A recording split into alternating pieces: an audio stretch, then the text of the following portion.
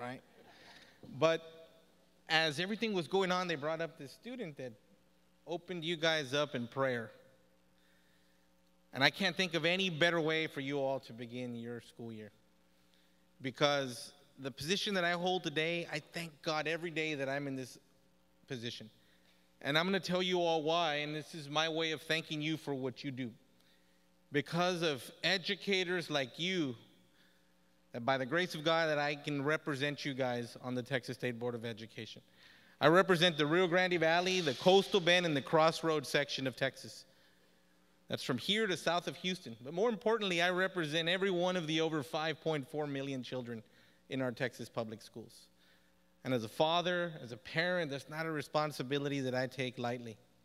And I remember when I decided that I was going to do this, it's actually the fault of a former Edcouch board member years ago who kind of nudged me into saying we should run for this position, right? And I just thought about that. I didn't even realize that. And I lost my train of thought. I thought about that other board member. But anyhow, if you knew me in my childhood, when you guys get together as teachers and you're in your schools and you're doing your professional development, you're talking about your class rosters, and one of you might look over and say, oh my God, you got Ruben Cortez this year. I had him last year. Ay, pobre de ti, right? Well, that was me from kinder all the way through graduation. I was that kid, right? And you know, it had nothing to do with the fact that I didn't understand what was going on in life, that I didn't understand the material. But like many of our kids, they come to school with this emotional baggage that they carry. I grew up blessed to be loved by both my mother and my father. But my mother and father had problems within their marriage. My father was the 2-year anniversary yesterday of his death. And I loved him very much, but he and I, in my adult life, had a lot of problems connecting because of some of the things that I saw him do to my mother at a young age, things that a child shouldn't see. And I carry these things when I come to school. But you know what? There was amazing teachers that God put in my path. And every time I would fall, a teacher or a counselor or somebody would say, you got this. You got this. These kids are going to come to your classes on Monday, and when that door closes, nothing else should matter. Think of them as your own children. What would you want? What would you expect for your kids, for your nieces, for your nephews, for your grandkids? I still remember my first grade teacher. My first grade teacher, Ms. Garcia. She showed up one day and she had an assignment that she wanted us to complete. And she had asked us to bring a picture of ourselves to school. Well, back then, when they'd give you your proof, it was an envelope and it had a little picture in the corner with a stamped proof across it. Well, my parents couldn't afford to buy the photos, so when Ms. Garcia said, bring your picture, I brought the one that said proof stamped across it. And I remember that morning, that teacher gave me a life lesson that I didn't expect was gonna stay in my permanent memory for all of my life. And I go around sharing this story because this is the impact that all of you have on your kids, and you may not realize it.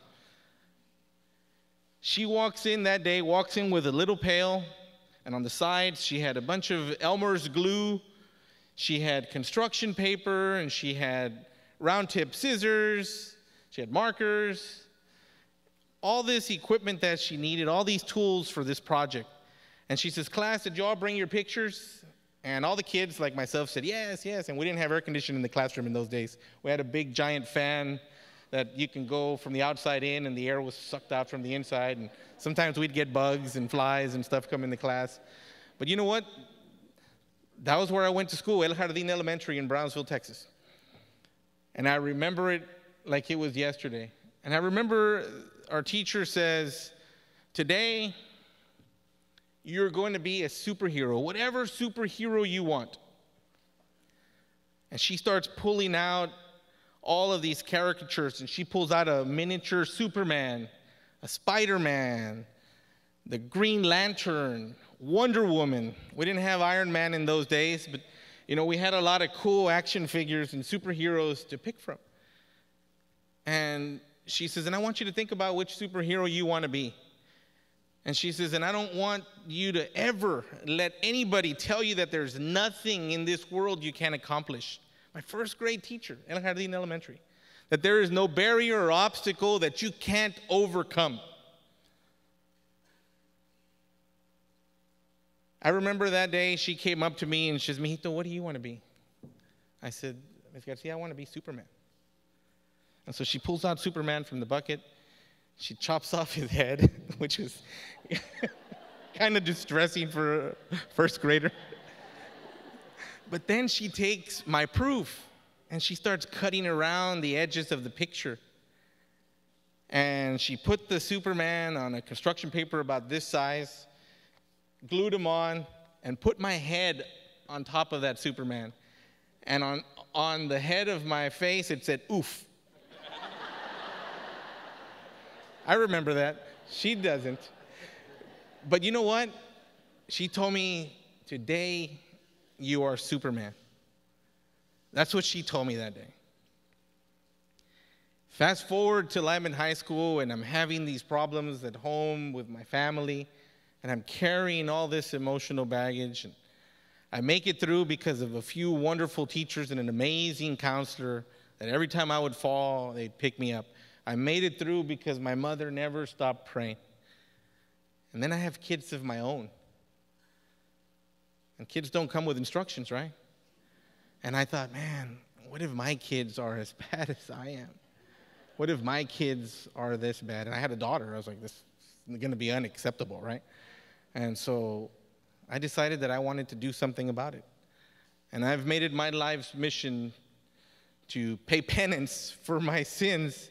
And I got on the local school board, got on the local Region 1 board, and then I ran for the local state board.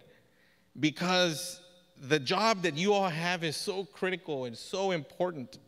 I was happy to hear the board president and Mr. Barco, board members, Superintendent Cavazos, Ms. Rocha, thank you for inviting me. And I was so glad to hear Tony talk about the state of the finances in this district. It's important that districts have their finances under control. And it's good to hear that things are going well financially in the district. But I say this to all school districts in my area.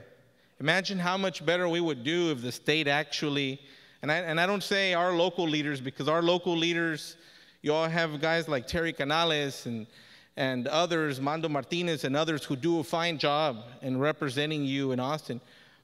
But there's, north of 69, there's a group of people that just want to break down public education.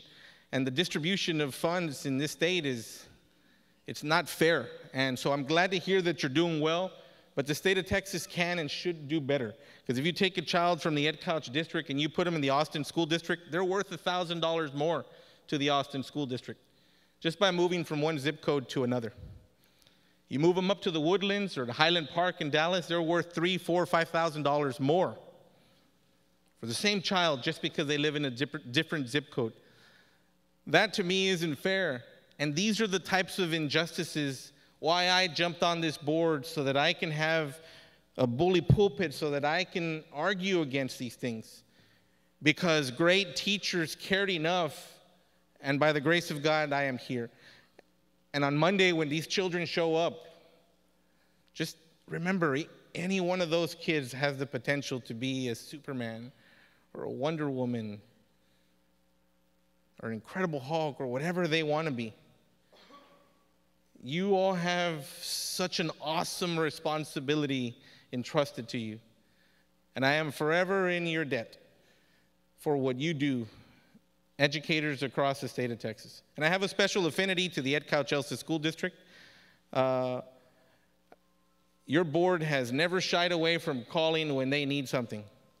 When the state rejected your early college high school, your board members called me. And what did we do? We brought the commissioner, one of the deputy commissioners of education down and said, before you reject this next one, you come and visit our students in the Edcouch district. And what happened? A few months later, you guys got approved for an early college high school. And all that happens because of the leadership on a board can pick up the phone and say, can you help us with this? Johnny Barra, I don't know if he's back. He wanted your mariachi to be recognized. He wanted them to play at the national conference for school boards. And I thought, they already set their agendas like a year in advance. It's 3 months away, man. I mean, not a miracle worker. Well, you know what? We got them there because your board isn't afraid to step out and try to make things happen. So I just want to wrap up by telling you all that as a State Board of Education representative, I am very proud of the work that you guys do. As educators, I always fight and advocate for more and more and more. Even when your president says you guys are doing fine, I still think our state can do better for you. And you'll always have that representation in me. I'm married to a public school principal, so every night I hear it. Every night I hear it. So I want to wish all of you a very successful school year. I wish you guys the best, and remember, those little lives, they're in your hands. And one day, they're going to be our next superintendent, the next classroom teacher, the next theater arts teacher, the doctor down the street, the next member of the State Board of Education, God willing. They're going to be whatever they want to be, and there should be nobody and nothing and no obstacle that stands in their way. Because Ms. Garcia said they were Superman. And I take that to heart every time I get an opportunity to talk to students. So I wish you guys the best. God bless each and every one of you.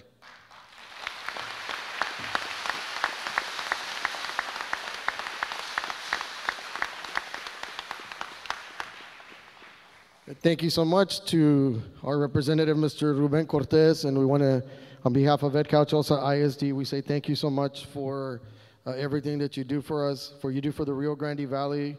I know your name comes out in the newspaper quite often. Sometimes you're hitting some big battles that affect our campus directly in terms of instruction, in terms of courses offered, such as bilingual education, and I know that there was a big battle over Latino studies, and you were spearheading that project. And those are battles that come back and affect our departments here at Edcouch-Elsa ISD. So thank you so much. Let's give them a round of applause, folks.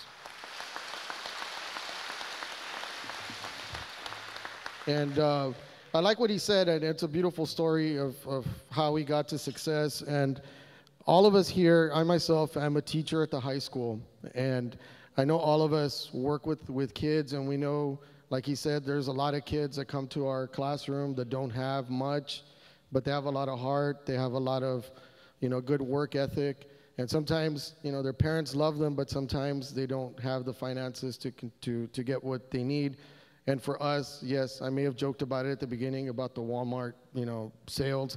We as teachers, we hit those 25-cent crayons because we know sometimes kids cannot afford them, and we supply them with that. And I want to add to his story because I think it's a beautiful story when done right at the high school level. But a lot of times, our kids, when they come to me and we're working on their college applications, when you start reading the stories of the lives that they have lived, it's amazing. And we work with them, and I know that I work with several teachers on our campus, and I do want to recognize some teachers here because they work really hard on those student essays at the high school level. I know Ms. Jennifer Salinas, Ms. Marisa Marmolejo, Marisa Martinez. And I know that I send the kids, they come with an essay, and I send them to them. And I'm like, okay, I read it. Here's my opinion. Now take it to them. They come back. It's not good enough. Take it back to them. They come back. It's not good enough. Take it back to them. And we go through this process. The kids sometimes get tired. They get a little tired. But at the end, when they see the end product, they get a beautiful end result, which is acceptance to a school or a scholarship. And I want to point one out. And when you have time, go ahead and check on your cell phone. I want you to read this story. Last year, one of our student who finished third in her class, Catarina Pina, I'll share her name so you can search for her. Her name's Catarina Pina. Last year, she was waitlisted at Princeton University, and she was accepted to Colgate College, which is one of the premier liberal arts schools in the United States, ranks top 5. Well, she ended up getting a scholarship over $220,000 to go to this school.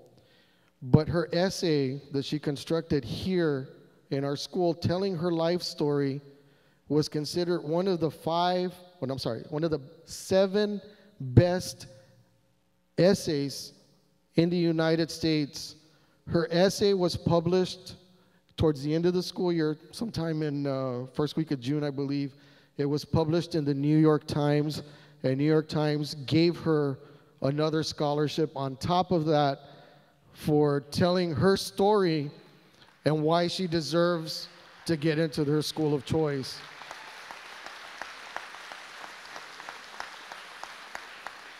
Like Mr. Barco says, sometimes that's not going to show up in the state score. It's not in the state score, but you know what? We know we're doing the right thing when we have our top 10 kids, and you look at our top 10 kids and you see where they're going. I ask you, pull up our top 10, see what schools they're going to. A&M, UT, Dartmouth. We have a kid who just got a 325, well, that's from this school, plus side stuff, was over $350,000 in scholarships to go to the famous and prestigious Ivy League of Dartmouth University. And that's not showing up, like you said, right, in any transcript or any form. But it's something that's telling us that these kids are being educated very appropriately here at Edcouch-Elsa ISD. So that's a round of applause to everyone, because there are students from elementary all the way to high school. Sorry, I get all emotional because, you know, I'm in the classroom too, like you guys, and there's just so many stories I can go on, but I won't, because I know some of you are excited about happy hour, and I'm talking about stars over here. They have 50% off drinks. Okay. At this time, ladies and gentlemen, I introduce to you our Edcouch-Elsa ISD Superintendent, Mr. Ronaldo Cavazos. Good afternoon, everyone. First of all, I want to thank Jack for entertaining us this afternoon, and of course, you know, I was talking to him a little bit earlier, and of course, it's stressful for him, but we're trying to move along the best that we can, and in a little bit, we'll get back to the mariachis.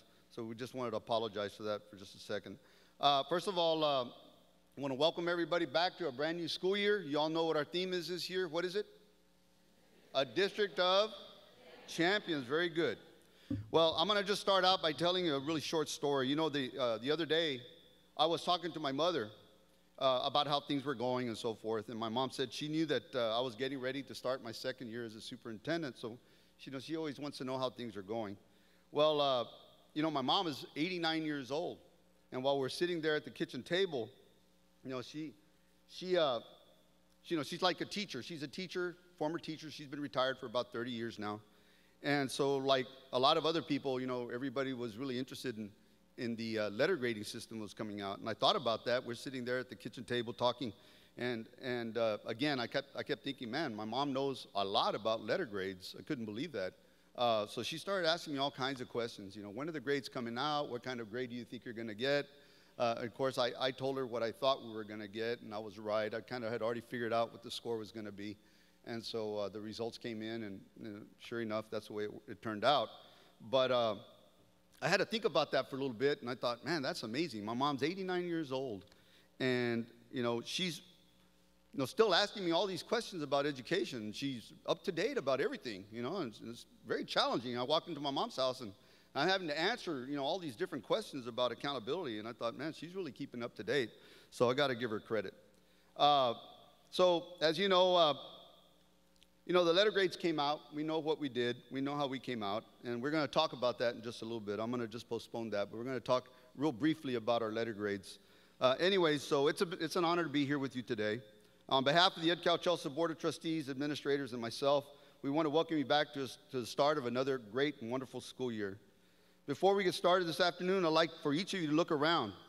I'd like for you to look at each other. Look to your right, look to your left, and I want you to tell that person next to you that you're a champion, okay?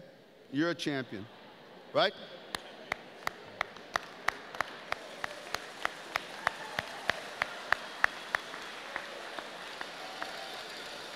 You know, it was interesting that our students left us with that message last year. You all realize that, right? Our students gave us that message. They taught us something.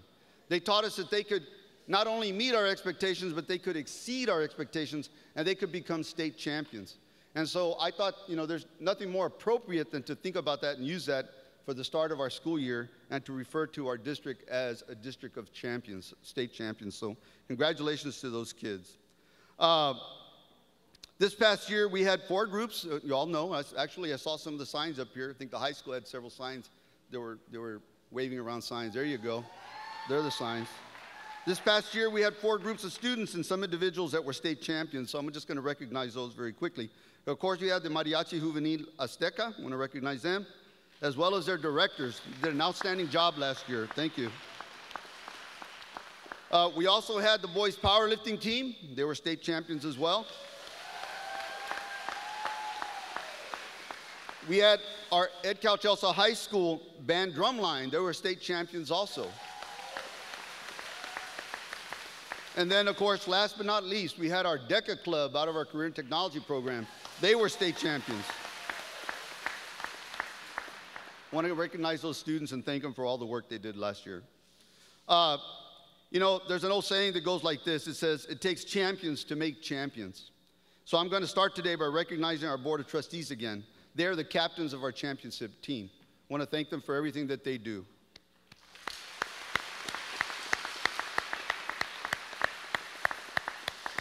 You know, it's important to recognize the fact that our Board of Trustees spend a lot of time away from home and from family. You know, they dedicate that time to trying to help our children and to help our staff provide the best educational program that they can for this area. So again, I think they deserve a tremendous amount of credit. A little earlier, or say I should, let me go back. Last week, a little earlier last week on Wednesday, I've got to say this because I'm going to be using this throughout my speech real quickly. We had a board meeting last week, and Christian Navarro and Martin Marichalar were there, and we were recognizing the boys powerlifting team.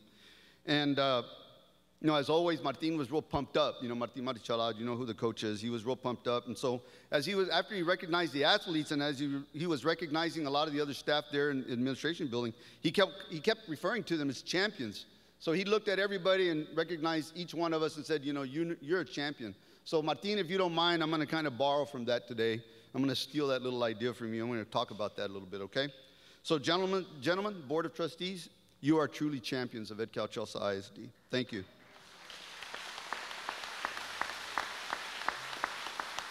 Have another great group of champions that I'd like to recognize. We haven't talked about them yet, but I'm going to do that very quickly. Of course, a lot of what happens here in Edcouch-Elsa ISD couldn't happen without their help.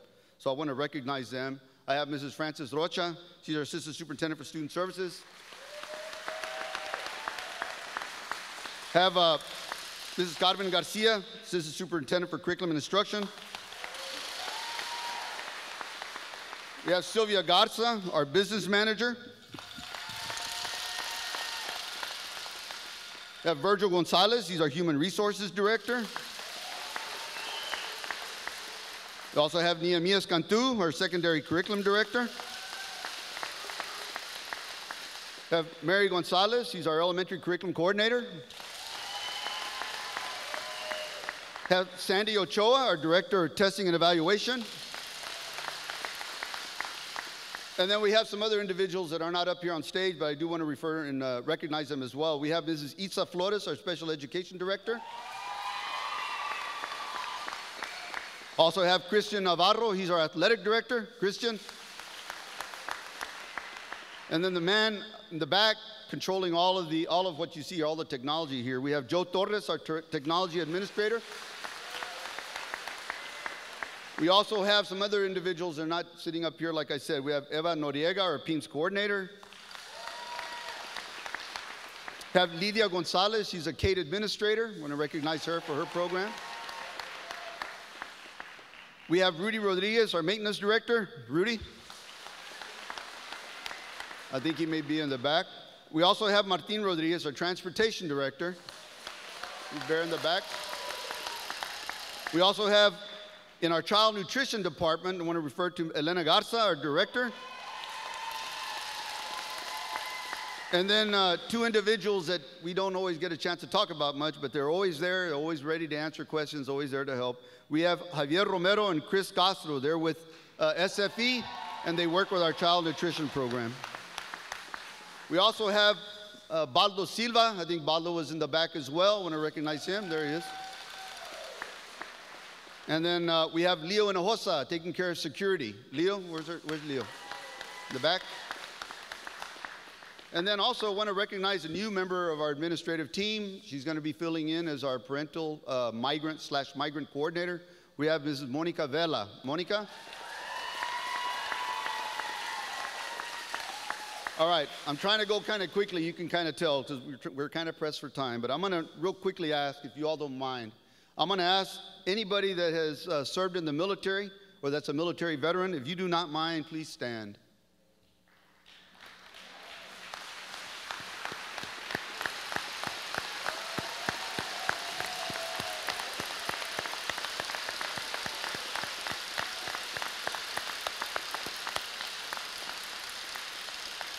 Ladies and gentlemen, thank you for your service to our great country, our community, and to our students. Your service will not be forgotten. Thank you very much.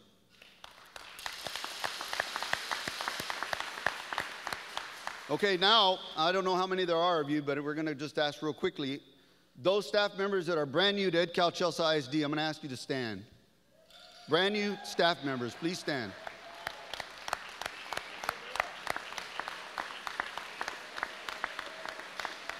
Excellent, excellent. Okay, I want you to look around. This is your Edcouch-Elsa family. This is your team, your championship team, the Edcouch-Elsa ISD family.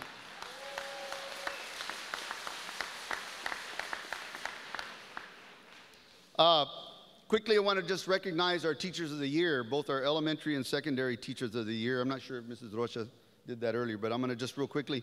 We had Mrs. Rocio Torres from JFK. Rocio, elementary curriculum, elementary teacher of the year. Rocio. And then our secondary teacher of the year had Maria Vallin from Truan STEM Academy. I want to congratulate her as well.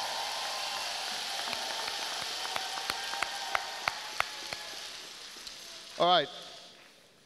I'm going to just ask everybody to listen carefully for a little bit. I'm going to try to run through this section as quickly as I can, but I think it's really important. And we talked about letter grades a little while ago, and we're going to talk about this now. I'll get back to letter grades in a second. You know, as I was preparing for the speech today, I thought about a quote that I once read by Michael Staley. He said that, you know, there's no challenge more challenging than the challenge to improve yourself. And that's always stuck with me. I read that probably about 20, 25 years ago, and you know, he's a leadership guru, has a lot of books, but that was one of those statements that he made that I never forgot. And so, you know, we have new competition in town. You know, you all know who that is. That's the Idea Academy. Idea spends a lot of time telling everybody how their schools are better than ours. Well, I'm here to tell you that that sounds like a challenge. Better yet, this is a chance for us to prove ourselves.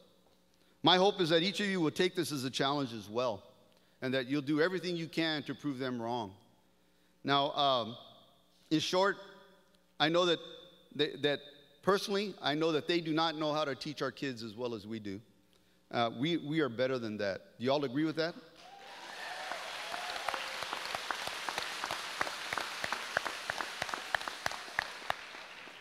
I can tell you that this community has a tremendous amount of pride, and they take a lot of pride in their schools, in their educational system, and in their students. And I really don't think Idea has any competition. We are going to beat them hands down. That I can guarantee you.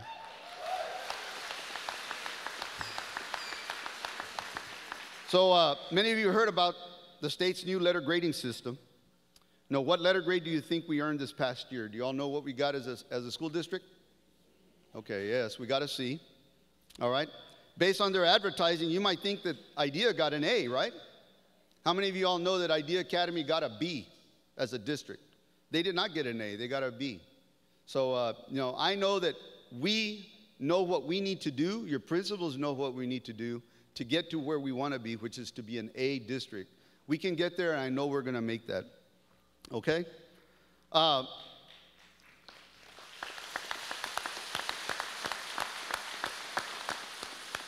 So a couple of weeks ago, the state posted the letter grades for the school districts across the state. Next year, at the end of the school year, 2019 school year, they're going to do the same for all of our campuses. This year, campuses are not going to be given a letter grade, but they did get a score. So, you can kind of use that to determine where you're at. And your principals are going to talk to you a little bit more about that as we go into the school year. So you'll hear a little bit more about that later. So let's talk about the letter grade for Edcouch-Elsa. We did get a C. Everyone knows that. And that's not where we want to be. But there's some important information that I think you all need to know. A lot of this is not publicized, but I think it's really important for you to look at some of this information. The A to F accountability system is new, and it's important to understand that this new accountability system is very different from the system that was used in previous years.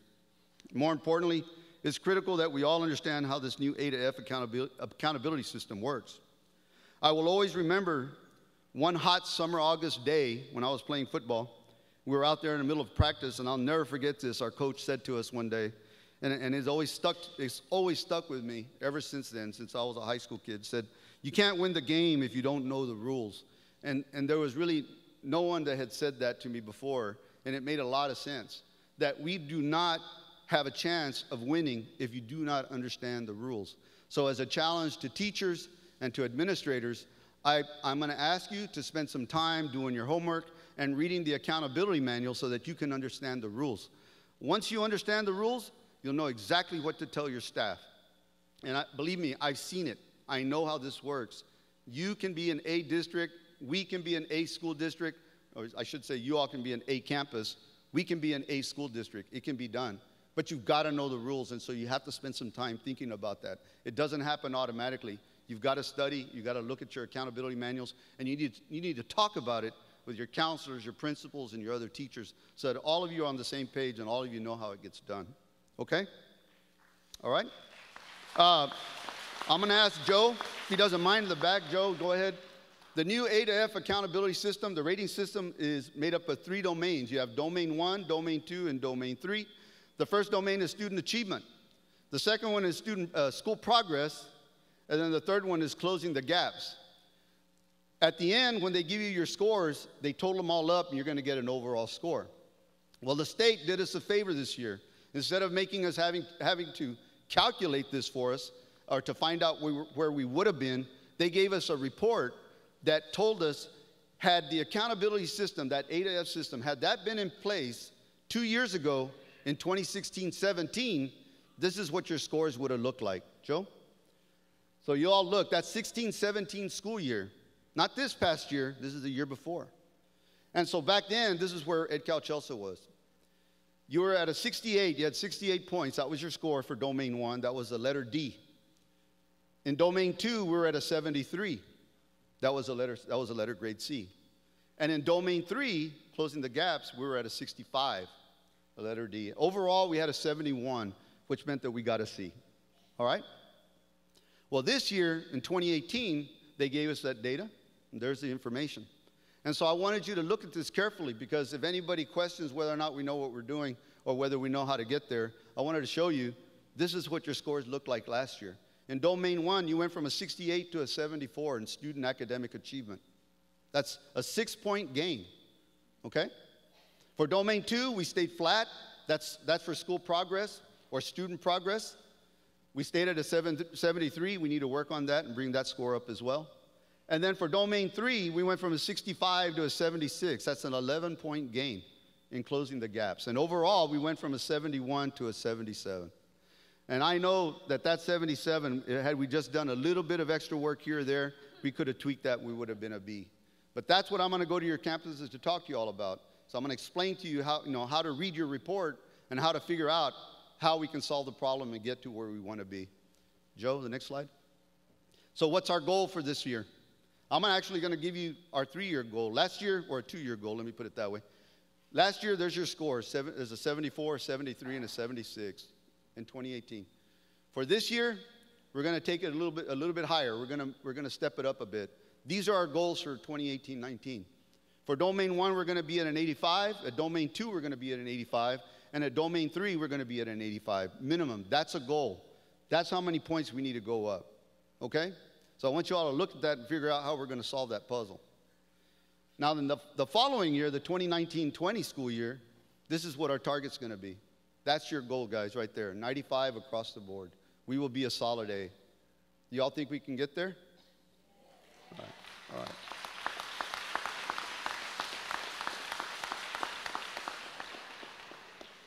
Okay, I just wanted to let you know that we are making tremendous progress. You all are doing an outstanding job. I know it. I see it. Every time I go into your schools and I talk to you, I can see the excitement. I can see the teachers working hard, and we know that the students are producing.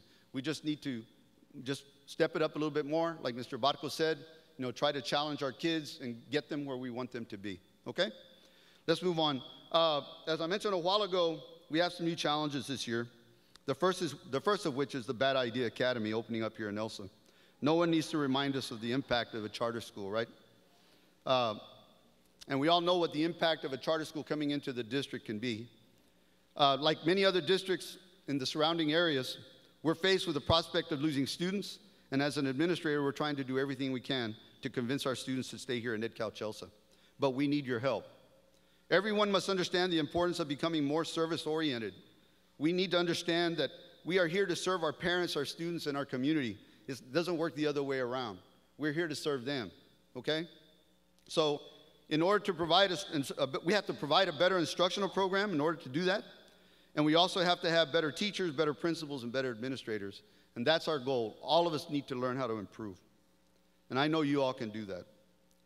I want everybody to listen carefully to this. It says, I'd like to remind each of our parents, when you see them at school every day, when they're picking up their children or when they're dropping them off in the morning, I want you to think about this, and I want you, whenever you have that opportunity, to remind them that we know they have a choice. They could choose a charter school. They could choose to take their kids elsewhere, but we appreciate the fact that they've chosen Edcouch-Elsa ISD. So we need to treat them that way. They're our customers, and we want to let them know that we really, truly appreciate everything they do for our district. Okay? Our trustees are working on, I'm going to move real quickly into our budgeting for this year.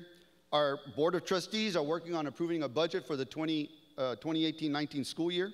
And as you can imagine, things are going to be a little bit tight financially. So we're likely to see some decrease in enrollment, and as a result, there will be less funds to work with. But everyone should know, however, that our district has been anticipating and planning for this. This is not new. We knew what was coming, and the board has been very frugal and has done a great job of trying to make sure that we're healthy, like Mr. Marco said, that we have a healthy fund balance and that we can manage to keep everybody employed. And so that's our objective this year, is to keep everyone employed and to do everything that we can to serve our taxpayers the best way possible. This is a tremendous task for our board, but it can be done, and working together, nothing is impossible. All things considered, our board of trustees have decided to pay a $500 stipend to every employee that was with us last year. So over the next couple of weeks, every employee will receive a $500 stipend, okay?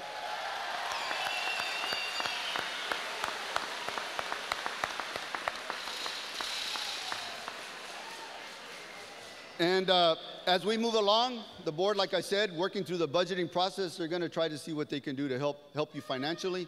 That has always been an issue that the board has always tried to deal with, and they will, again, try to find a way to help you in that area as well. Thank you.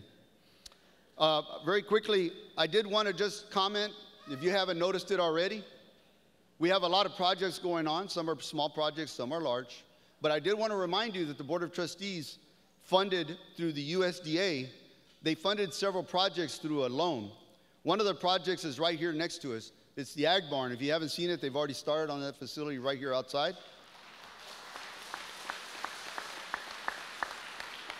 That Ag Barn is going to be state-of-the-art, and quite frankly, you know, it's probably been a long time that we needed that facility, so I'm looking forward for the Ag Barn to open.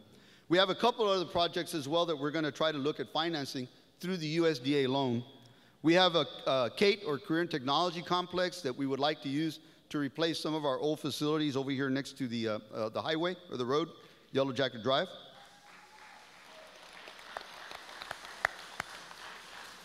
And then also, as part of that loan, we want to try to replace our maintenance facilities. We want to build some maintenance facilities so we can store all our equipment.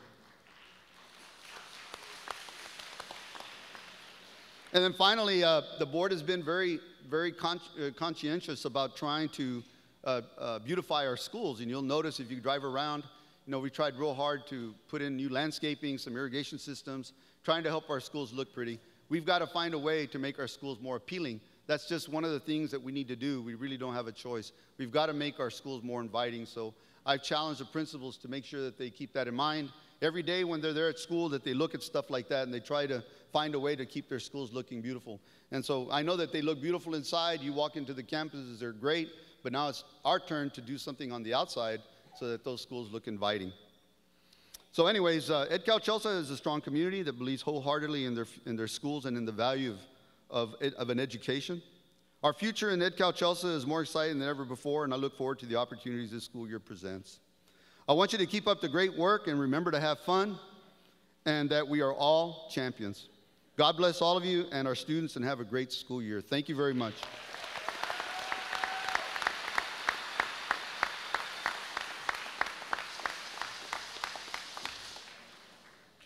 All right, thank you so much, ladies and gentlemen. It's another round of applause for our superintendent of schools, Mr. Cavazos, and the great job that he's doing. Thank you, sir. All right, I know a second ago he welcomed the new teachers. New teachers, we have, first of all, like Mr. Cavazos mentioned, you are now part of the Edcouch-Elsa family. So welcome. And we're not like the Sopranos, HBO type family, but we are the type of family where we believe in our traditions, right? So I'm going to ask all the first year teachers or first year employees to Edcouch-Elsa ISD to please stand. All right, if you're new to Edcouch-Elsa ISD, please stand. Stay standing, remain standing. Okay, you're going to be initiated right now to the family, right? We do this every year, and we make sure that whenever we're in a sporting event and we yell out a word, that you know exactly what to say so you don't feel left out as part of our family. I know some of you, like Ms. Medrano up here, I know she's a graduate of Edcouch-Elsa, so she's familiar with it.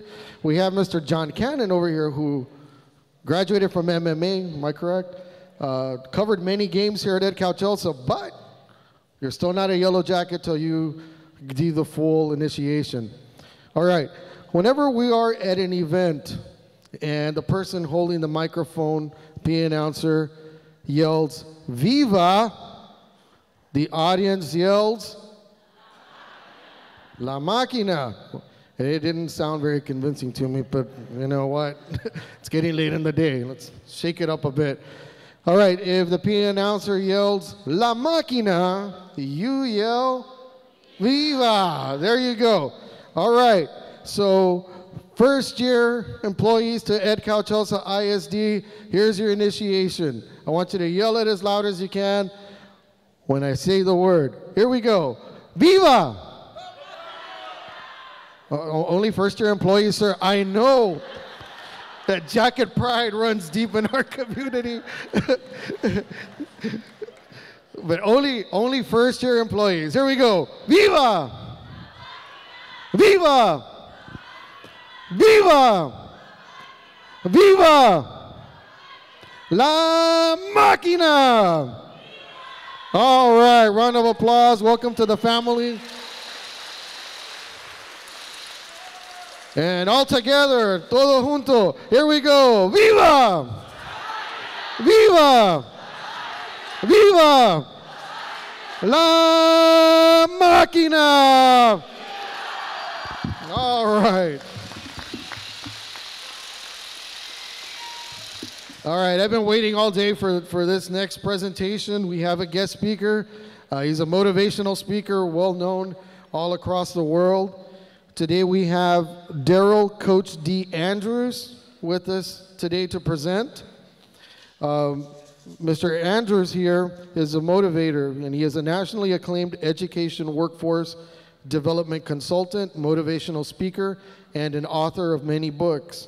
He's written books, Believing the Hype, 7 Keys to Motivating Students of Color, The Purpose Living Teen's Guide to Living Your Dreams, The Parent as a Coach Developing a Family Dream Team, and many other books.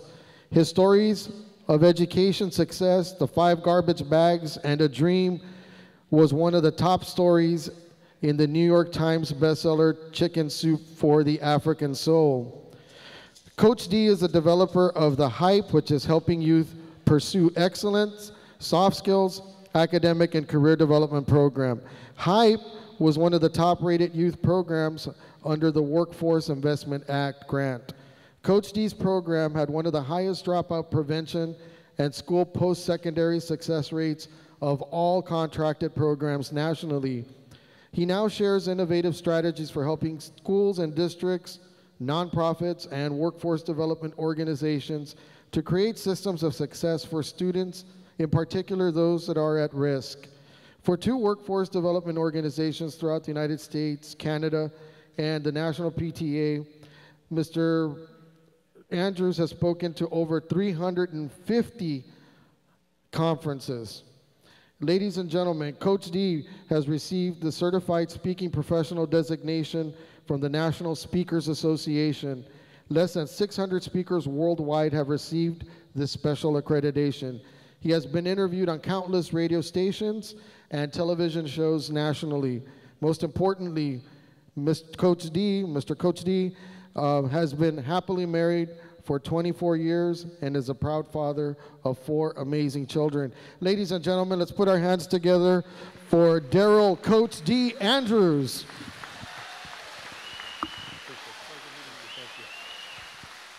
Thank you. Let's give him a hand clap for such a wonderful introduction. He's really a pro. Job well done. And I also want us to take a moment and recognize your leadership. You got a great group of leaders here. I've been in over 3,000 schools and school districts throughout the country, and it's rare to hear ones that's like the finances are solid and things like that. So let's give them a hand clap for that, because that's not easy work. Thank you for your commitment to excellence. Now, the last part of my introduction was I've been married for 24 years. I want to let you know it's special that I'm here today because today is my wedding anniversary. And I'm here speaking with you guys. So I gotta go home and make up something. And also, today is my beautiful daughter who we adopted when she was a newborn, Abigail Jubilee's 8th birthday. So a lot's going on today as I'm here with you all. But I would not rather be any place. This is exciting. This is what I love to do. I've had a chance to present at over 3,000 schools and school districts, but I've never had a chance to speak at one that has its own fine arts center. Give yourselves a hand clap for that. We don't see this too often. Wonderful, wonderful. Now, one thing that no one told me this, I was told quite a bit about your district up front, but no one told me how good looking you all are. Well, why don't you look at somebody next to you and give them a handshake and say, "You sure do look good today, baby." Go on, get somebody and say, "You sure do look good today, baby." y'all kind of enjoying that one right there. Now look at them again and say, "Not quite as good looking as me, but keep working on it." No. If you could put the slides up, please. I'm honored to be here, and I'm not going to keep you long. I would encourage you, if you have a cell phone or notepad, to take notes, because I'm here to motivate, but I'm also there to give information. You know, I have a saying that I use, and that is motivation without information is simply good conversation. So I want to give you some good strategies as well as it relates to motivating and inspiring the next generation of leaders that are in your school. Let's give them a hand clap right now. The next possible president of the United States and state senators and commissioners, they're all in your classrooms right now. Let's give them a better hand clap than that. You can do better than that. They are sitting in your classroom right now, and they will come back and thank you for believing in them. Let me tell you a personal story, because I want to talk about building bridges, breaking barriers, connecting dreams to education. I believe that education is one of the most powerful tools on the planet to impact and to transform lives. I always like to say that education in conjunction with workforce development, you know, looking at careers and looking at career development is one thing that can take a person from abject poverty into a life that they only dreamed of, maybe as a child. I want to share a quick story personally, and I was really appreciative of the stories that were shared earlier about teachers and the impact of teachers, but I want to start off by sharing a story about one of my teachers. And it's because of this teacher I'm standing here today. Because of this teacher, I was able to overcome the impoverished part of where I lived in Syracuse, New York, where I lived in a place called the Pioneer Homes Projects, where nothing good was supposed to come out the Pioneer Homes. In the Pioneer Homes, you had people that were drug dealers. In the Pioneer Homes, you had people that were gangbangers. In the Pioneer Homes, you had all kinds of challenges. But I was in the Pioneer Homes. And as a result, a lot of people thought that there's no way I was going to do anything with my life. And so I went to a school called Charles Andrews Elementary School. And something happened around the 3rd grade. They decided that they were going to bus some of the kids that were at Charles Andrews Elementary to a school called Nichols Elementary in Eastwood, New York. Again, I'm from Syracuse, New York.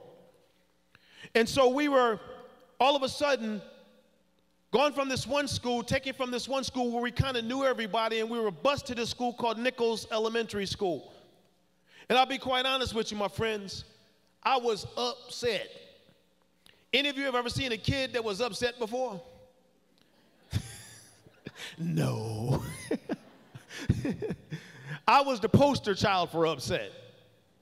So I went to this school, and I did well. I did okay, but I had a little bit of an attitude. Any of you ever seen a kid with an attitude before? I said, no. I was the poster child for that kid, too. And so I was in the 4th grade and did okay. Made it through, I passed, and then I was in the 5th grade and did okay, and I made it past. But when I was in the 5th grade, I said, there's a teacher that I want to go to this teacher's class when I was in the 6th grade. His name was Mr. F., Mr. Frankowski. Unfortunately, we just recently lost Mr. Frankowski, which breaks my heart. But he had a way of connecting with kids. You know, he had an instructional style, but also a personal style that made kids want to learn. And I said, if I just make it through the 5th grade, I'm going to be okay, because in my neighborhood, I had the gangs around me, I had challenges around me, and it was difficult. They were coming after me all the time, but I was hanging in there. And I said, if I can just make it to Mr. F's class, I'll be okay. And so I worked hard in the 5th grade because my goal was to get to Mr. F's class, and I made it through the 5th grade, and I made it to the 6th grade. And I came back excited for the school year, and they told me, Daryl, you're going to be in a class with a teacher by the name of Miss Palmer. And I said, who's Miss Palmer? I want to be in Mr. F's class. That's what I worked so hard for. They said, you're going to be in Miss Palmer's class. And so I said, I want to meet, here I am, all 5th grader. I want to meet with the principal. Already negotiating in the 5th grade.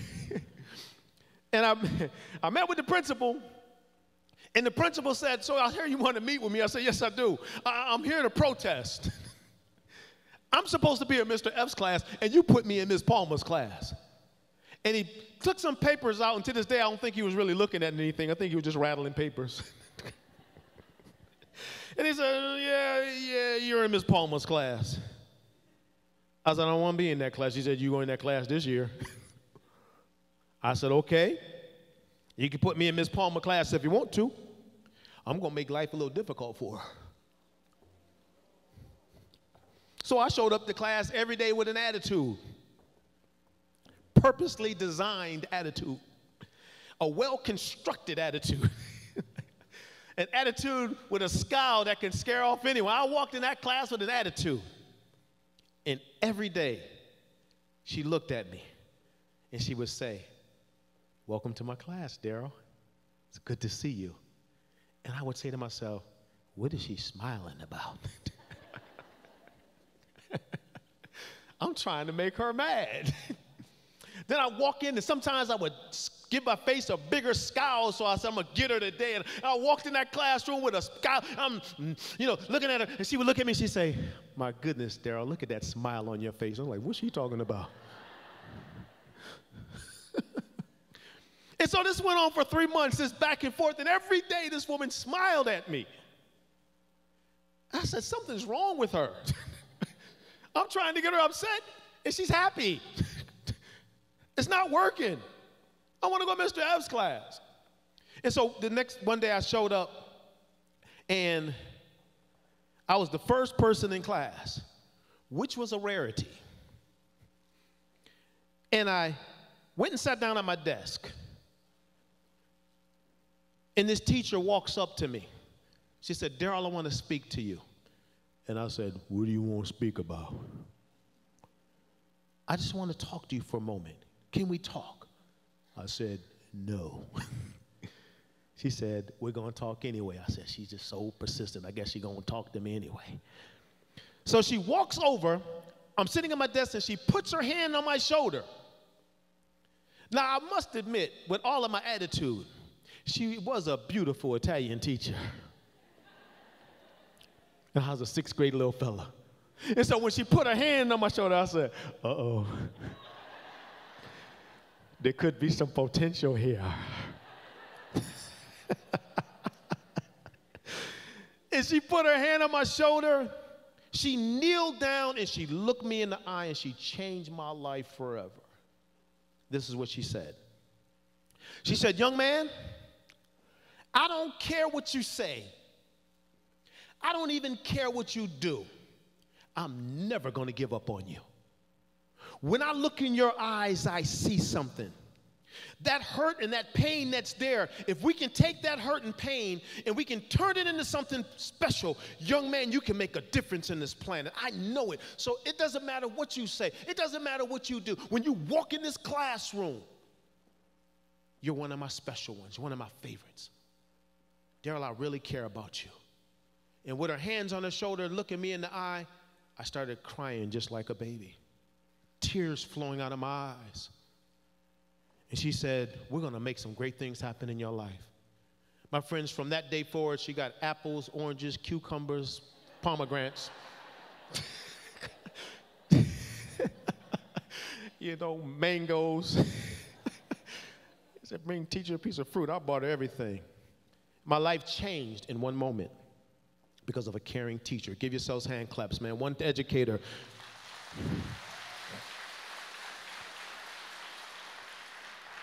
I started to do well in school and did well academically and started to realize I could do something with my life because this lady believed in me. See, realistically, I thought I needed a Mr. F and I needed a Miss Palmer.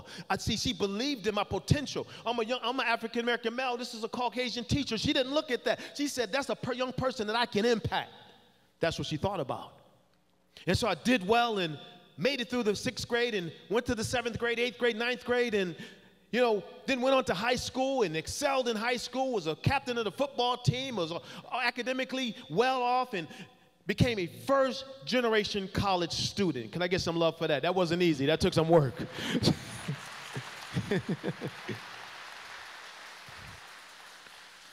Graduated from college, went to work for a Fortune 500 company called Abbott Laboratories, listen, you got to hear this part, married a nuclear engineer. Ooh, I'm a bad man. That's not easy to pull off right there, to marry a nuclear engineer. I used to see my wife and I say, baby, you sure do glow. It's buffering, I know. You're like, oh, glow, yeah, glow.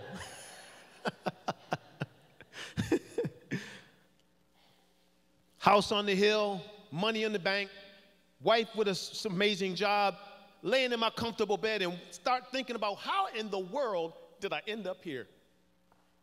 How did I go from the Pioneer Homes projects to a home and a wife and family? How? And then I thought of Miss Palmer. I said, it started in the 6th grade. It was the way I was taught and it's the way I was cared for by that one woman that changed my life forever. My friends, this is what happens when you impact a life. 3 decades later, maybe 3.5, I don't know, I had to find her. So I went back home. I told my wife, I got to go back home. I'm on this exploratory project. I got to find Miss Palmer. And I went back home, and I searched the local school district and look at the archives, nothing on her. I started looking at local school districts. Maybe she's in a local school district, went to all the local school districts, nothing. I had to tell this woman the impact she had on my life. And so I'm looking and I'm trying and I'm scrambling and I'm looking and I'm doing this and asking questions. And a year and a half later, nothing. And then I decided I need to go to the old reliable. So I went to Google. And I was really advanced here. I put in Miss Palmer. Don't tell me I'm not smart. But I was smart enough to put in Miss Palmer, Syracuse, New York. Nothing. Palmer, teacher, Utica, New York. Nothing. I put Palmer, everything, nothing. But then I said, this is it. Maybe she's not even alive anymore. I don't know. And so I put in Palmer, Miss Palmer, teacher, Maddie Dell, New York. This was it. I wasn't going to even try anymore. I said, if I can't find her, I just can't find her. She'll just be a great memory. And when I put that name in, Maddie Dell, New York, Miss Palmer, a name popped up. It was a teacher's page. Miss Joy Palmer, 5th grade teacher, Maddie Dell, New York. And I looked at the picture. Now, keep in mind, we're talking decades. So I said, well, Miss Palmer was a brunette. She's a brunette. Miss Palmer was Italian. She was Italian. The only problem is she has a first name, Miss Joy Palmer. I didn't know Miss Palmer, my teacher, had a name. She's Miss Palmer. And I said, you know what? I don't care. I don't care. If it's her or not, she about to get a message. So he had a little email link, and I start typing that little email link. Miss Palmer, this is Daryl Andrews. I don't know if you remember me. I think you're my 6th grade teacher, not sure, but Miss Palmer, I know I was a little knucklehead when I was a boy, and I gave you a hard time, Miss Palmer. Miss Palmer, I just want to let you know I've grown up. Miss Palmer, I'm a college graduate, Miss Palmer. My life has changed, Miss Palmer. I'm married, Miss Palmer. I'm a father. I got beautiful kids. I moved out of the Pioneer Homes Projects, got my own home, Miss Palmer. I'm a college, Miss Palmer. And I clicked send, and I said to myself, I wonder if that's Miss Palmer. I said, I don't know, but she about to find out anyway. One way or the other. 4 days later, I got an email. It said, Dear Daryl,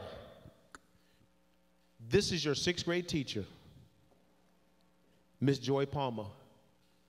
Crying too hard to respond. Here's my number, call me. And I called her, and we both were on the phone with tears in our eyes. And I said to her, Miss Palmer, I just want to let you know something. The man I am today is the result of 2 people, my mother and you. Miss Palmer, you transformed my life in the 6th grade. And I don't even think you knew that's what you were doing. And this is what she said. She called me son. She said, son, I often think about you. I haven't forgotten about you. I'm so glad you reached out to me. She said, but you said you did a Google search on me. Well, I did a Google search on you too. And I'm so proud of the man that you've become, Daryl. And she said it wasn't because of my efforts. I said, no, I beg to differ, it was. You were at my life in the crossroads when I thought I needed a Mr. F and I needed a Miss Palmer. So we're going to kick this school year off right. Stand up, everybody, real quick. I'm about to, and board, if you would like to stand up as well.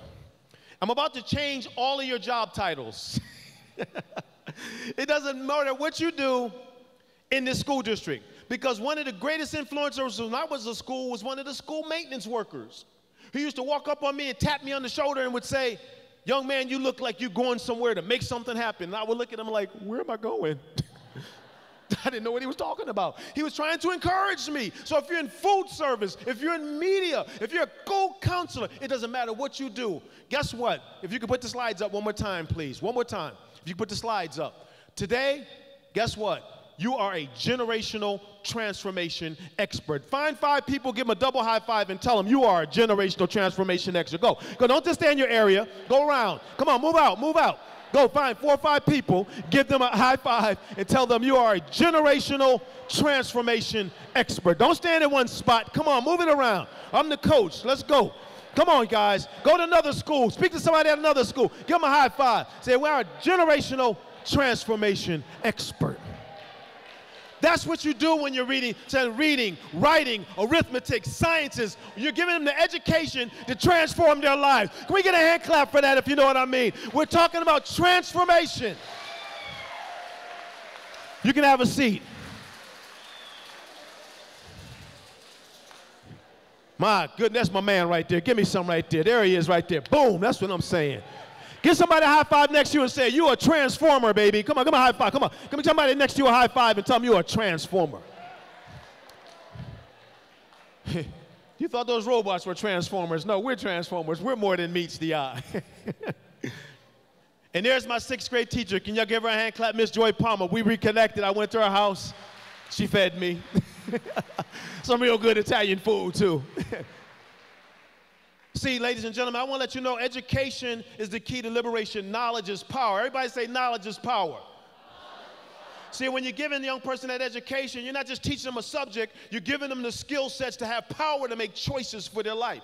When I was educated, then all of a sudden I can say I wanted to work for a corporation. I can say I wanted to have a business. I can say these things. Why? Because I was educated. Give yourselves a hand clap. That's what education is all about, to have the knowledge to be able to make choices for your life.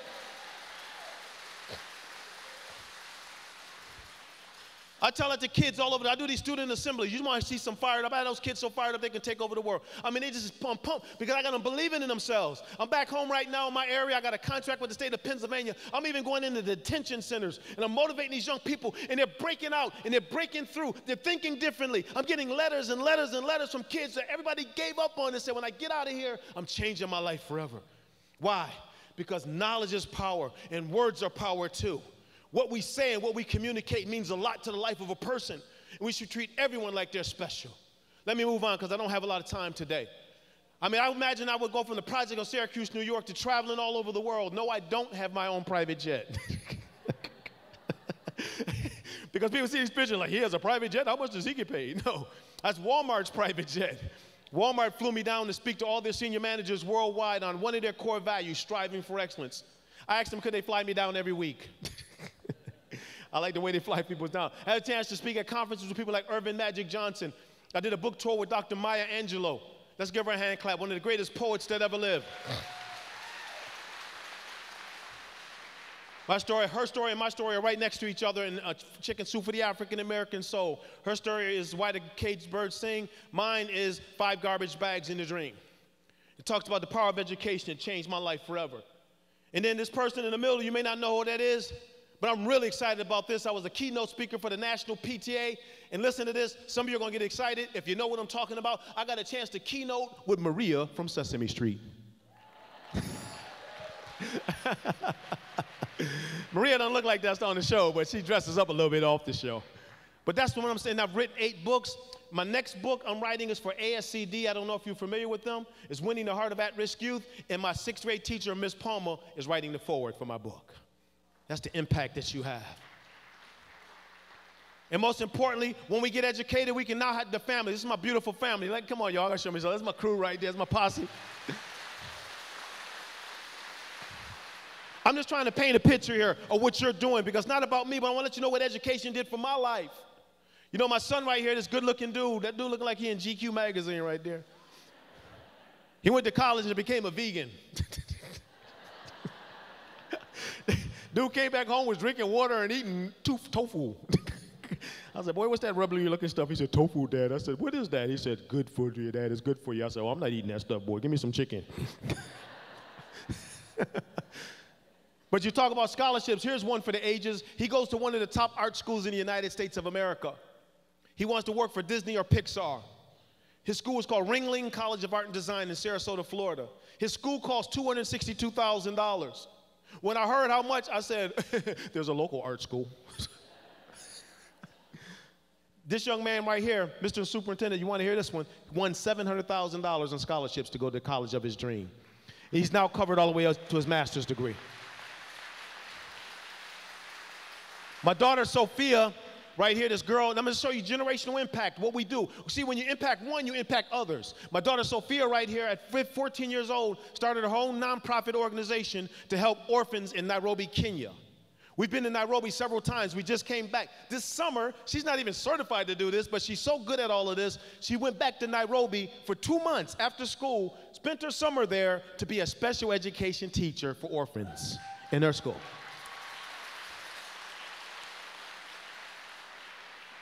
My son Alexander, who I call my twin, the guy in the picture there, he said, Dad, I want to go to West Point. I want to go, go into the military. I want to go because I need to prove myself, because I want to go into politics. And he said some of the greatest leaders are leaders who have had military background. Am I right? Give them a hand clap. The military, that's been in the military. Some of our good national leaders that fought for our country. And he said, that's what I want to do. I want to prove myself. So he wants to go to West Point. That little beautiful girl you see up front is my daughter, Abigail Jubilee. She's 8 years old today. We adopted her when she was 3 days old. She has green eyes, and she has red hair. I call her my little Christmas tree.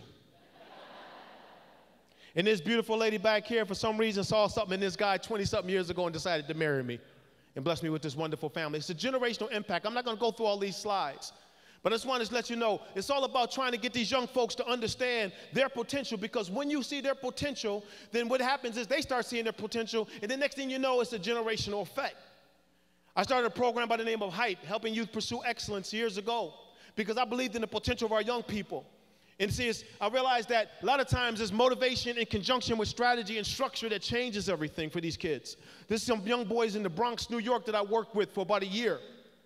75 young men in the heart of the most crime-ridden part of the Bronx, New York, all Hispanic young guys. And out of this group, 90% of them graduated with honors. And somewhere around 70% of them received full scholarships to go to college because of the efforts of people like you. Now, I'm part of the team, but the bottom line is because of the effort of people like you. They did these kids do amazing things with their life. But the bottom line is, with all of these young people, we help them to obtain a dream for their life, all right? If you got a piece of paper or a pad or a notepad, write that down. One thing we need to do is help our children get a dream for the future. It could be a career dream, a life dream. By helping them make the connection to a dream, then they understand the relevance of academics. Academics come alive for them. That's what we did in our HYPE program. We had 2 core philosophies. The first philosophy was this: kids are not committed to programs, kids are committed to people. It's the individuals that are in their lives that once they commit to them, then all these other things that we're talking about starts to make sense to them. And the second thing we said, a philosophy we operated within, myself and the staff members I had, was this: a student with a dream is a student with a future. However, a student with a dream is fueled by a caring adult who believes in their dreams. When you see a young person that can make a connection to a dream and they have a caring adult, that changes everything. I usually do about 5 high fives in my workshop. Here's another high five. High five somebody and tell them, you a dream maker, baby. Come on, tell me a high five and tell you a dream. Come on, give somebody a high five. You're a dream maker, baby. You're a dream maker. Dream maker. And how do we come together collaboratively in a school, all right, to help these young folks create dreams? The first one, I call them bridge builders. The first bridge builder is teamwork. I know I'm hitting y'all with some high five, but give somebody another high five and say, it takes teamwork to make the dream work, baby. Come on, tell me, it's the teamwork. It takes teamwork. Let me tell you something. I know I'm going to get kicked off the stage when I say this, so I have to apologize in advance. But I live near Philadelphia.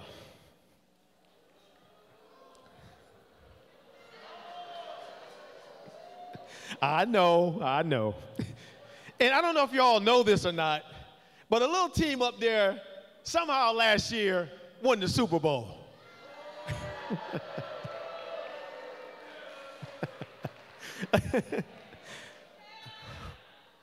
I think I got 1 year over there. Did I hear 1 year? But let me tell you something, this is important. A lot of people wonder why we won the Super Bowl, and they think it was just talent. It wasn't just talent.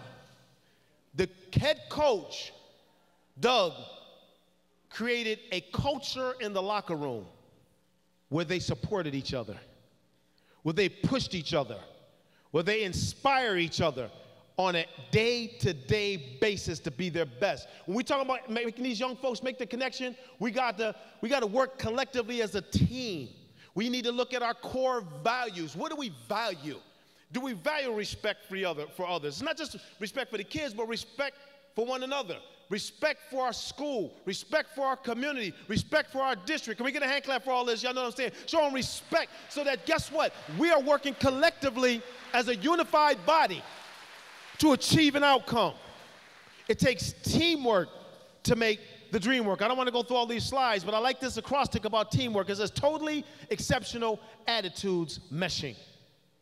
Totally exceptional attitudes meshing. I mean, when you have teamwork, it's about attitude. Dr. Eleanor Levy, she's an immunologist and PhD out of Boston University. She says this about attitude. She says, our thoughts affect the way we feel more so than what we eat. Research throughout the world, including Harvard's Body and Mind Institute, suggests that positive thoughts increase white blood cell count, helping to fight with disease and infection.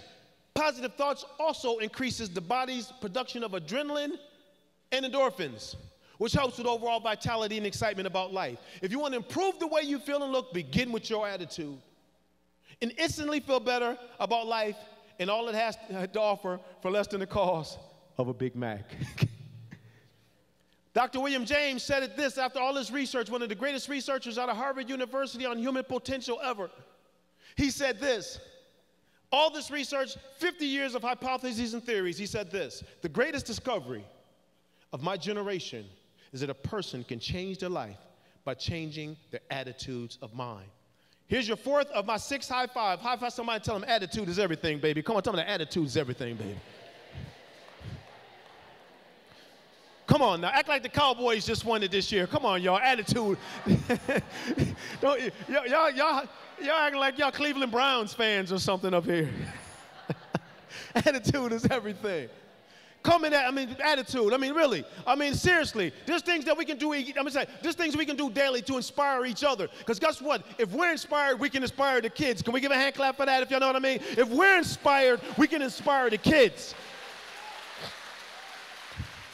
So we're going to practice this, okay? Look at somebody and smile and shake their hand and say, how you doing today? Come on, come on, everybody, come on, we can do this. Come on, look, some of y'all not even doing it. That's why I got to work on you. Come on, smile and shake somebody. How you doing today? See, these are things we can do each day to inspire each other. All right? Look at somebody else next to you and say this to them. Say, will you be nice to me this year? Go on, say it to them. Say, will you be nice to me this year?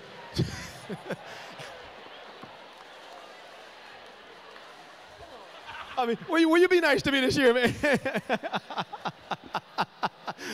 Yeah, I'm talking about the whole year, you know?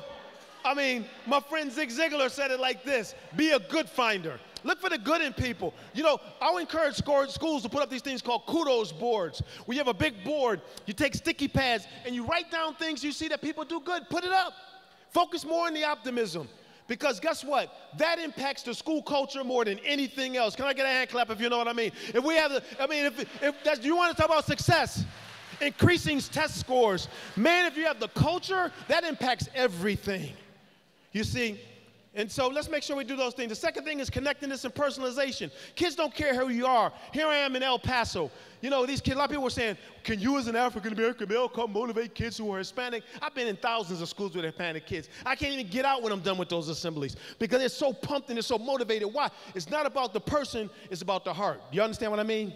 It's about what you believe inside here and what you exhibit through your words and your actions. I've been to Laredo. I've been all over this state. And I'm telling you something, no matter where I go, some kids even have English barriers with their language, but they still understand my heart when I'm speaking to them.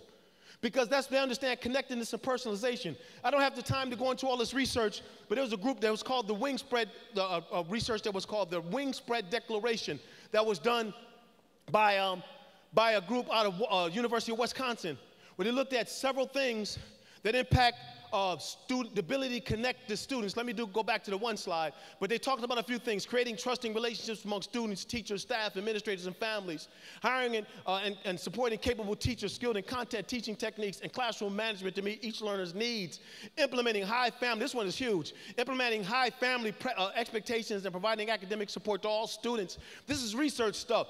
So when we talk about when they were looking at high-performing schools that had challenges with their kids. And these are the things that they found. But this is the one that they really drove home, and that's ensuring that every student feels close to at least one supportive adult at school. Every day, every kid should have somebody that's saying something to them as they walk through that door. I believe in you. I worked with this one school district, and what we did was there was about 20 male workers that was in the school, from teachers to all kinds of different positions. We came together and we came up with a strategy that each of the males was going to take on about 25 young men, as they would maybe, I think it was 20. And when they walk into school during the day, when they would see them, they would shake their hand. Their goal was to shake those young men's hand every day and smile at them and say and talk to them using their name, Mr. whatever their last name was, or Mr. Jones, Mr. Hernandez, didn't matter. Within 3 weeks, what happened? This is what happened. They found that with 3 weeks amongst these boys, school suspensions went down, school battles, fights went down. The boys started producing academically. Why? One person recognized them every single day. And this is what else they found. The young boys would come to school, and guess what? They didn't no longer have to look for them. They looked for the adult, and they would shake their hand and say them by their name, Mr. So-and-so. What am I saying? The bottom line is connectedness is one of the most powerful tools. These are some young ladies in New Mexico, all right? I'm over there with them. It doesn't matter. The bottom line is but kids don't, like I said, kids are not committed to programs. Kids are committed to people. It's the relationships and the heart behind what you do that makes a difference. The last thing I want to share is connecting dreams to education. Just want to give you some insights too, not just the motivation, but some insights.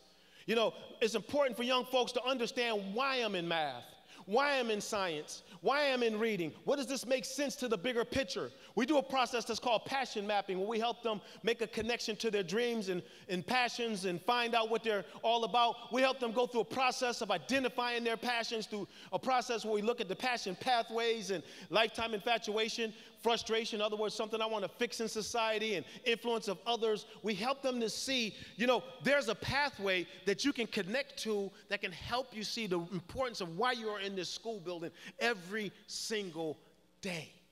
You see, because without a plan, there's no way they would understand this on their own. So we help them go through these pathways. And then we do a process called passion mapping.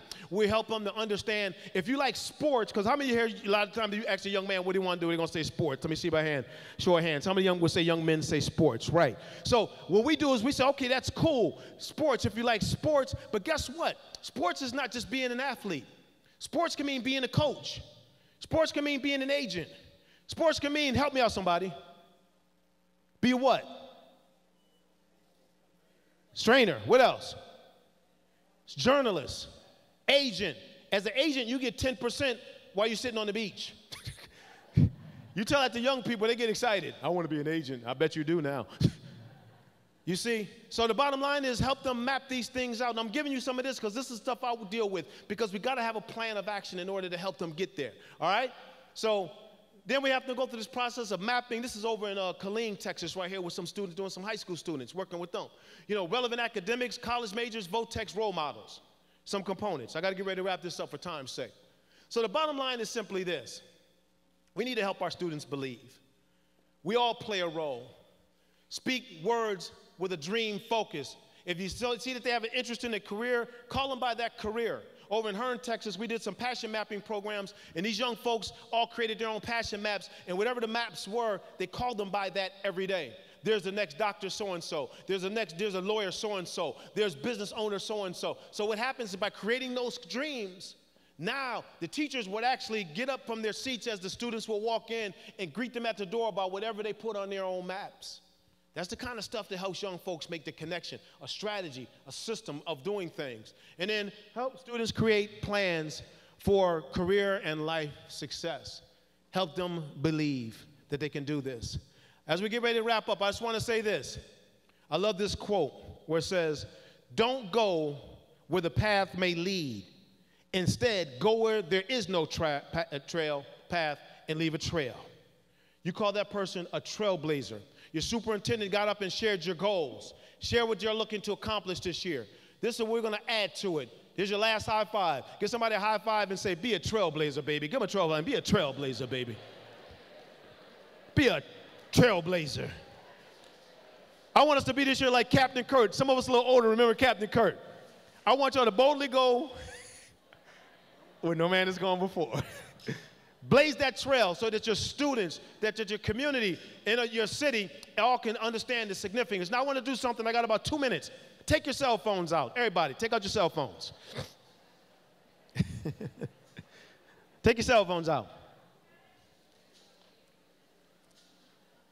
All right, take a selfie with somebody. Come on. Come on now, take a selfie. Let's go. Take a selfie. Come on now. Y'all know how to do that. Don't act like you've never taken a selfie before. Well, some of y'all may be a little lost. Like, what's a selfie? Somebody, I got to get a selfie with somebody. Come on. Somebody, can one of y'all can I get in a selfie with somebody? Come on, let me get over here with a selfie with you guys. I got to get a selfie with somebody. Come on, let's do this real quick. Come on, there you go. All right, here you go. Come on, who's got the phone? Hey, there you go. Try selfie. Yeah. All right. One more. All right. All right. Now I want y'all to do this. I want you to take those pictures. I want you to go to @CoachDSpeaks on Twitter, @CoachDSpeaks, and y'all gotta help me with this one, Edcouch_ISD. Am I correct? Was it an underscore? Okay, Edcouch-Elsa _ right? ISD. And I want you to put that picture on there and say, this is going to be one of our best years ever. That's what you're going to put up there. Give yourselves a hand clap if you understand what I mean. You're going to be one of our best years ever. Yeah, we're going to let the world know we're serious about this. All right? So how many of y'all going to do it? I want to see a lot. I want to see how many of you going to do that seriously. All right? @CoachDSpeaks and @Edcouch-Elsa _ISD. This is going to be one of our best years ever. Put that up on here. So we get the slide up one more time, please. One more time. So that's all. Don't go. We want to go and we want to blaze the trail. I'm almost done. All right. I want to leave you with a story. I'm done after this. All right. How many of you play golf? Anybody play golf? Anybody play golf here? Any golfers? Okay. If you're not a golfer, any hackers like me? you know, hackers. We look good, but we can't play, all right? So hackers have nice clubs. Go out and get you a nice set of King Cobras, some TaylorMades. I mean, you look good. You got your suit on with your hat, but you can't play a lick of golf. That's called a hacker. And so, story about this hacker. This is your marching orders as I get ready to go. So the hacker gets up, comes out, got the pants on, the white pants, the top, got the gloves, looked like a professional. But then the hacker gets up there, tees up the ball, but here's the problem. The ball is near a big ant mound, all right? Ant mound right there. So the hacker gets up, and they do what hackers do best. Swing back, miss the ball, hit the ant mound, and kills a bunch of ants. Everybody say, oh. And so the hacker gets up one more time and swings that club, misses the ball, hits the ant mound, and kills some more ants. Everybody say, oh. And he goes one more time, and he swings and misses the ball. Hackers never hit the ball. Misses it, hits the ant mound, and kills a bunch of ants, and there were only 2 ants left. So the one ant looks at the other ant. That's exactly what he said. He said, hey, he just killed the entire family. What do you think we should do? So the other ant looks back at him and said this, well, it's quite obvious to me. If we're going to survive, we better get on the ball.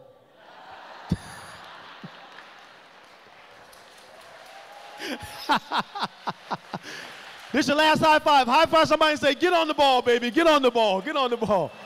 Thank you so much. Have a great school year at Edcouch-Elsa. Thank you.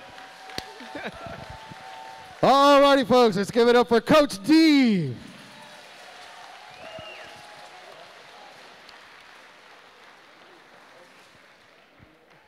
Fantastic job. Really motivational. All right, ladies and gentlemen, we promised you that we will show you a fantastic presentation by our state champion, Edcouch-Elsa Mariachi Juvenil Azteca. Let's give a round of applause to these young kids who've been waiting here.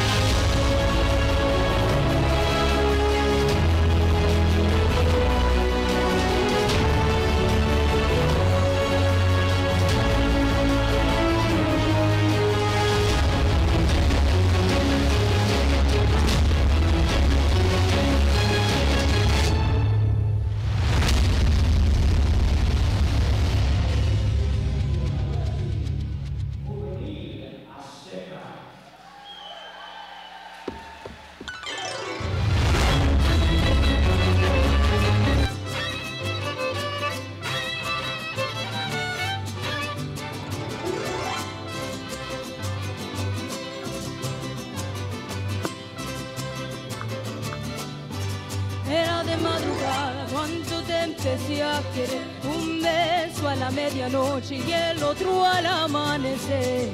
Era de madrugada cuando te empecé a querer. Un beso a la medianoche y el otro al amanecer. Ay, la, la, la, ay, la, la, la, la, la. Era de madrugada cuando te empecé a querer. Ay, la, la, la, ay, la, la, la, la, la, la. Un beso a la medianoche y el otro al amanecer.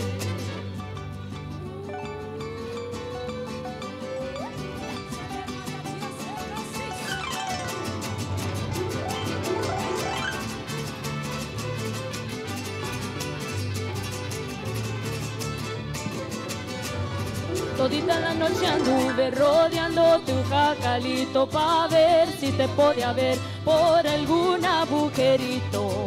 Todita la noche anduve rodeando tu jacalito pa' ver si te podía ver por algún agujerito. Ay, la, la, la, ay, la, la, la, la, la, la. Todita la noche anduve rodeando tu jacalito. Ay, la, la, la, ay, la, la, la. A ver si te podía ver por algún agujerito.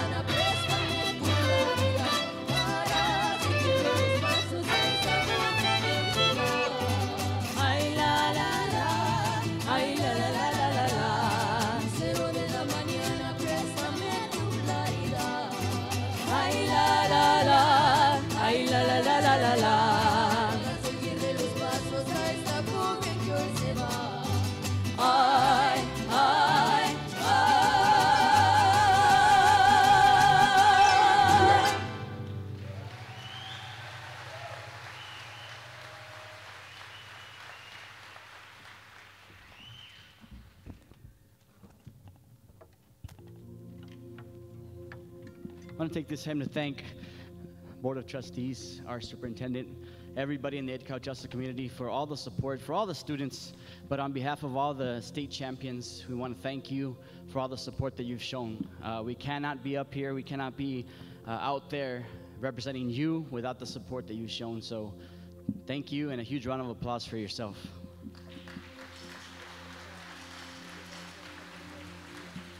As tradition, we prepared a song for you guys, especially for all the teachers. So we want to dedicate this song to you. I'm not going to tell you what song it is, so they wanted to keep it a surprise. But we did learn the song especially for you guys this year. So let's have a great year. Thank you.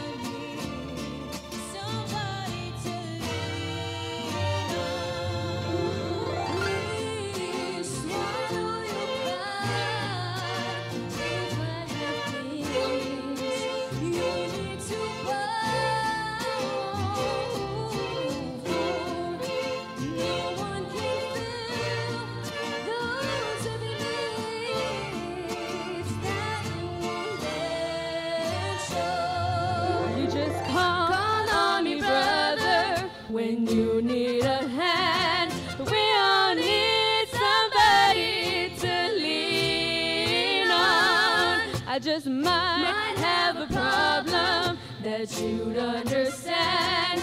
We all need somebody to lean on.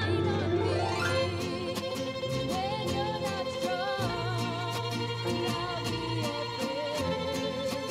I'll help you carry on.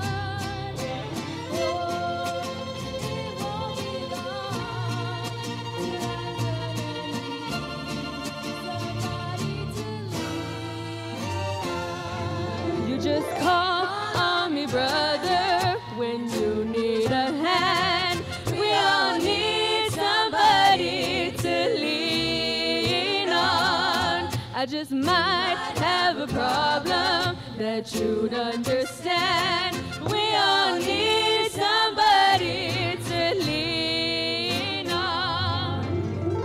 If there is a love you have to bear that you can carry, I'm right up the road. I'll show you the road if you just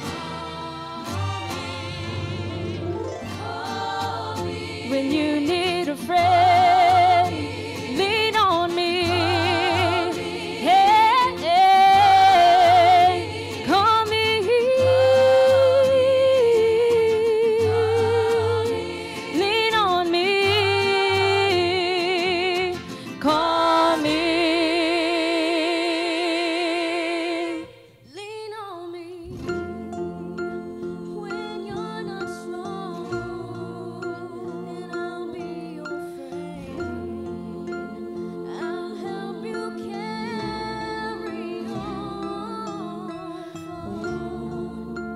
It won't be long till I'm gonna need somebody to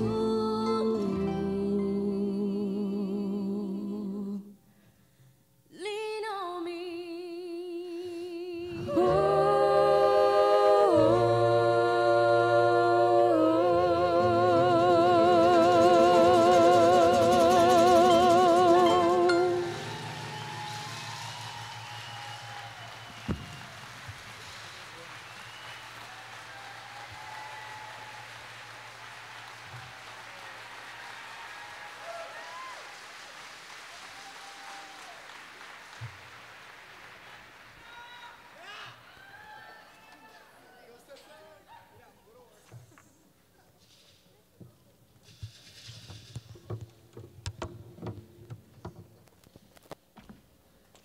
Testing 1, 2. All right, found a microphone.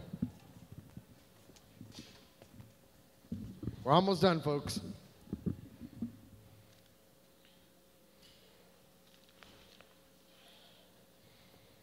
All right, ladies and gentlemen, let's give a huge round of applause for our state champion, Mariachi Juvenil Azteca. And I do also want to take a moment to thank our media department for a great job that they did in putting this video together and many other videos that they put together. And I did get, by the way, the message. I know that you weren't mentioned in roll call. We apologize. So, media department, are you here? Yeah. Okay, at this time, we do have a small presentation, very short, by Mr. Jim Neville, who's been coming to present over the last 20-something years here at Edcouch-Elsa, and he's from the Teachers Credit Union.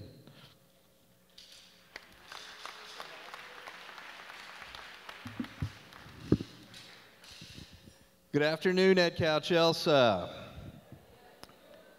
22 years ago, I started doing this a long time ago, and I had a very different perspective on what you guys do. I was single, no kids. So 22 years later, 3 kids, a wife, 22 pounds heavier, not necessarily in that order. I have a much greater appreciation of all the things that you guys do. It's amazing.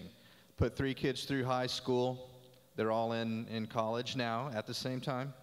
I'll be accepting donations in the back right after this.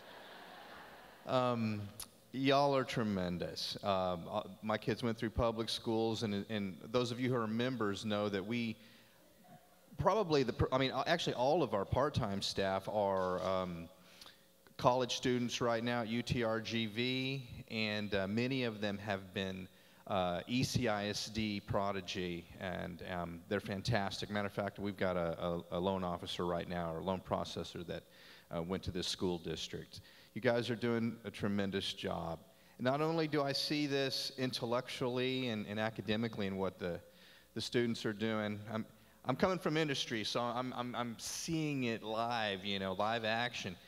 Academically, intellectually, they're amazing, but also the life skills you guys are teaching.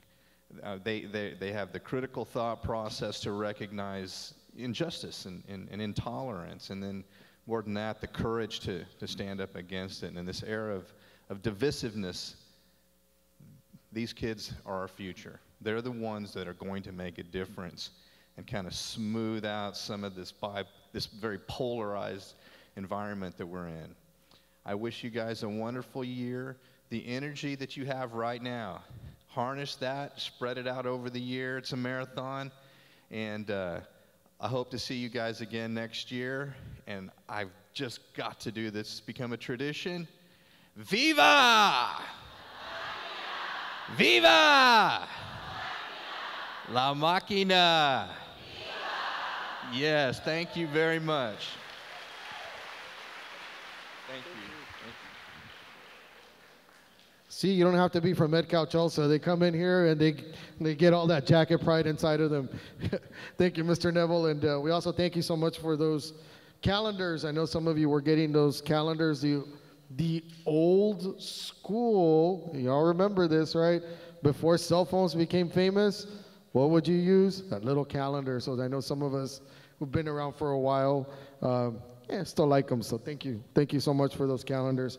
At this time, I do ask if there's anyone from Texas National Bank here. I know that there was someone from Texas National. Nope. Okay, so we're going to move on with the presentation. And now, ladies and gentlemen, with the closing remarks, she needs no introduction.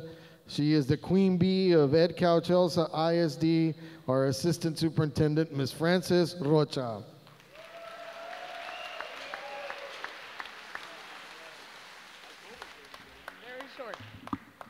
Wow, you look amazing. Are we ready? The new chapter. Remember at the end we said we had finished? There's a big book out there, and it's got Edcouch-Elsa, and this year it says a district of state champions. And last year we wrote that chapter, 4 state champions. This year, starting today, a new chapter is being written.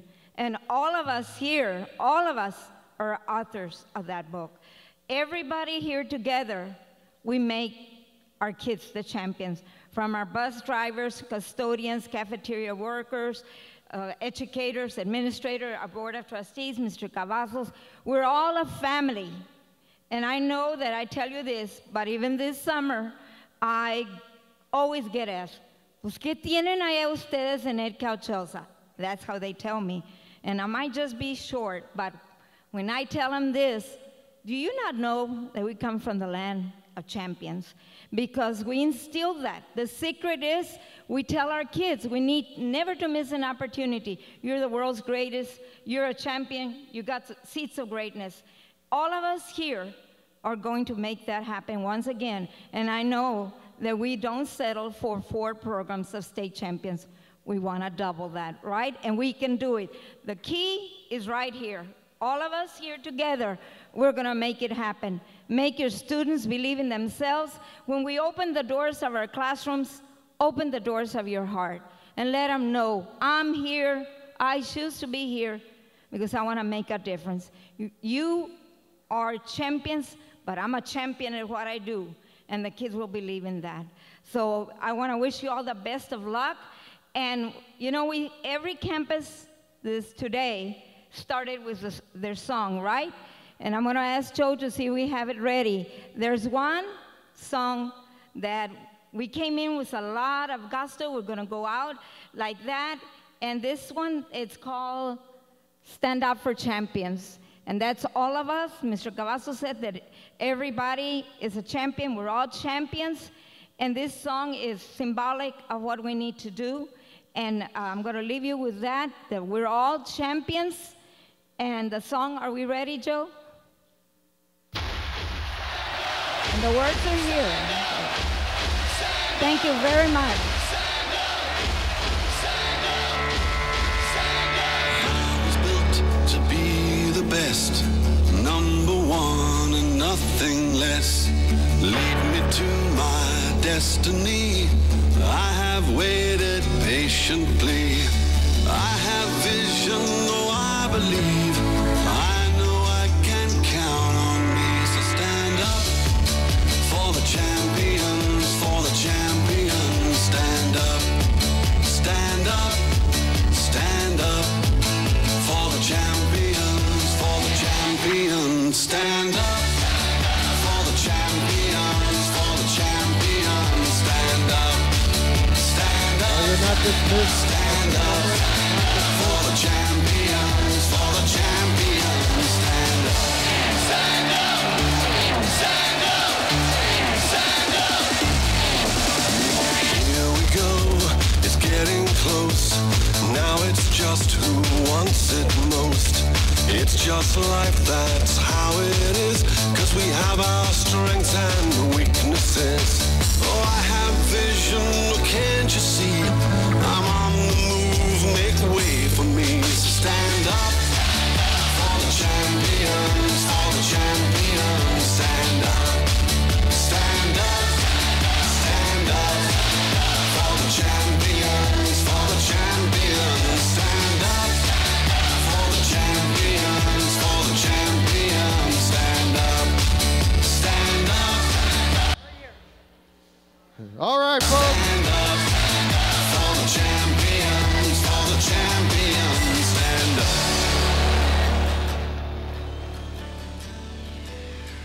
All righty, folks. Are you ready to go home? All right. Viva! Viva! La Máquina! All right, you're free to go home. You don't need to go back to campus. Go directly home. Or wherever you're going to go hang out. Stand up for the champions, for the champions. Stand up, stand up, stand up for the champions, for the champions. Stand up.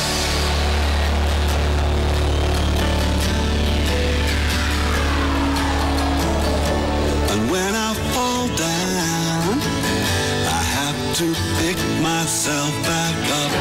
And when I fall down, I have to pick myself back up. And when I fall down, I have to pick myself back up. And when I fall down, I have to pick myself up.